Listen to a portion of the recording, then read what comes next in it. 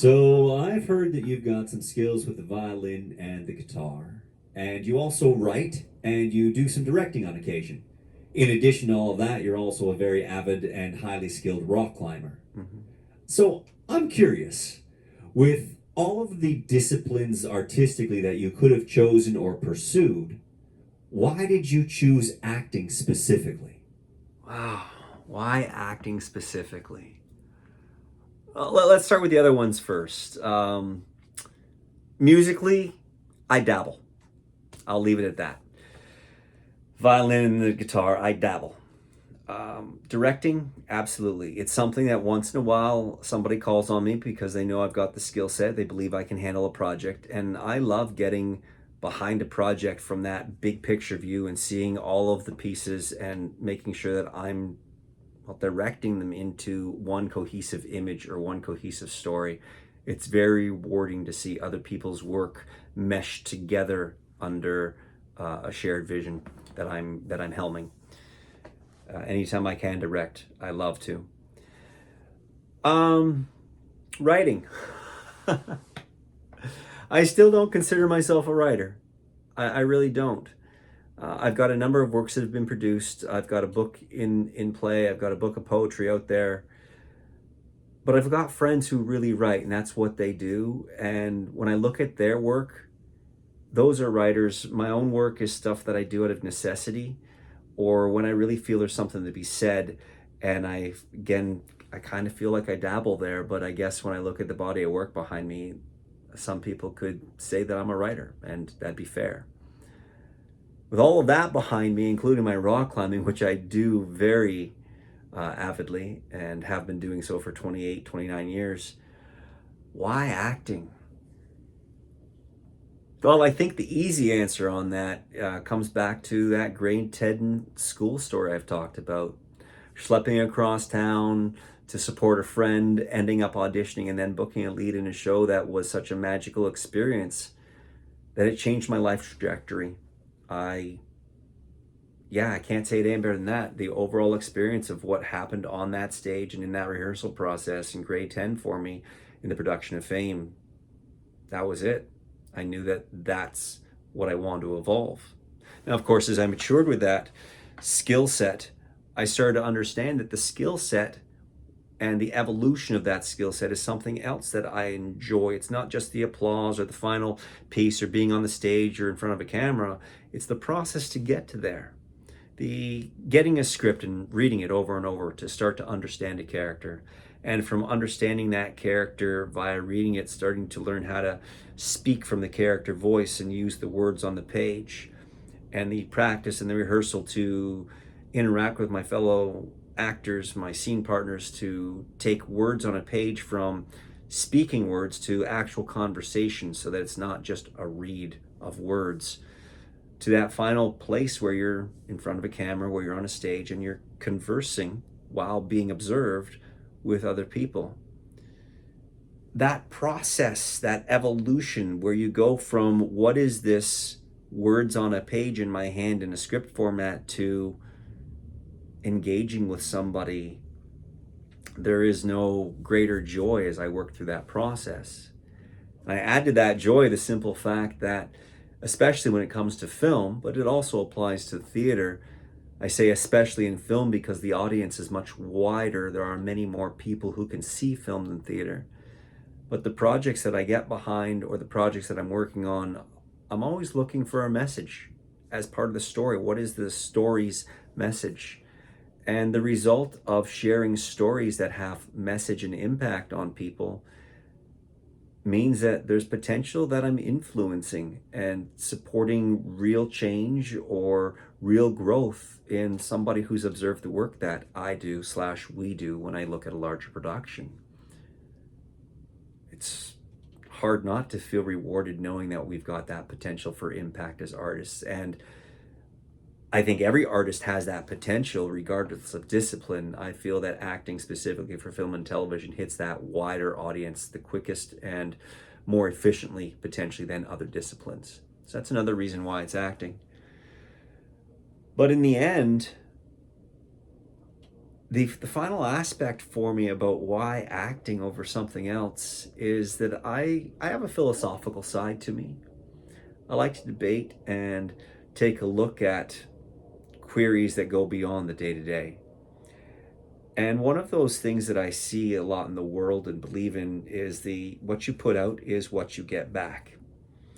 And that leads to the concept or the idea that there are different timelines, different universes, different multiverses, however you want to look at that. There are different timelines. And those timelines in my perspective run so finely together and parallel with each other. A simple example. If I didn't make it to this interview today because there was an accident that caused a traffic jam, how does that affect my trajectory? It's a different timeline to be on, a different version of self that comes out as compared to the person sitting here right now doing the interview. It's a different person, different timeline.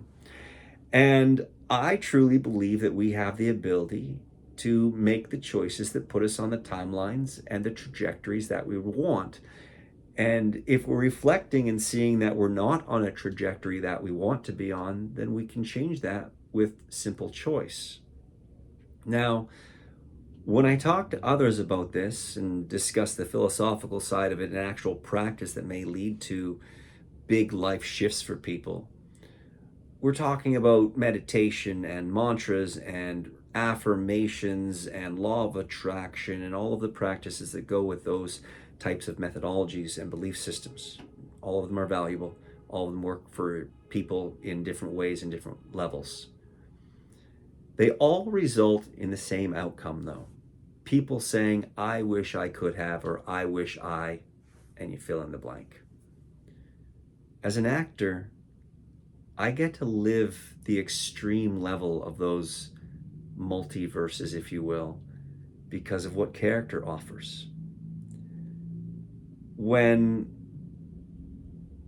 I get thrown a script where I get to play a vigilante, let's say, when in the world am I really going to be a vigilante? When in the world is anybody really going to be a vigilante? That's those are very few people out there doing that kind of thing. And I get to experience what it would be like if I had some tragic event that led me to be a nighttime crusader to seek my form of violent justice that I will never in the real world experience. What if I were, I don't know, the captain of a fishing boat? I have no real desire to become a captain of a fishing boat. But what if I were? If I have a script that allows me to play the captain of a fishing boat, I get a sense of what choices or what roads or what paths may have led me to that outcome. And as a result of being the captain on a fishing boat, what life I might lead as a result of that. And every single day that I get to do acting, that I get to perform in something, I get to explore different aspects of myself in different places, in different versions that I would never, ever experience any other way. And I cannot personally think of any greater way to live life or greater way to get a reward out of life other than to experience as much of myself in different versions of myself so that I can understand myself all the more better to interact with people on and off screen. Acting is the only profession in the world that I'm aware of that gives a person that opportunity. So when you ask about different disciplines, yes, I could have maybe grown up and been a concert violinist, but it wouldn't allow me to explore anything beyond concert violining. If that's an appropriate word, violining, we'll leave it as it is. I could have been a writer, I guess. I could have really dove into that profession. And I may have got a semblance of exploration like I've talked about through characters that I create where I may want to be, but it's a different thing to write it versus embody it as the actor.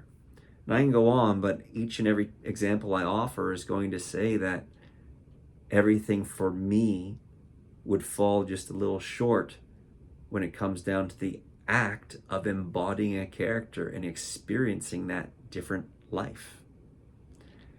As well, when you're in film and television, that different life is so often brought to a reality.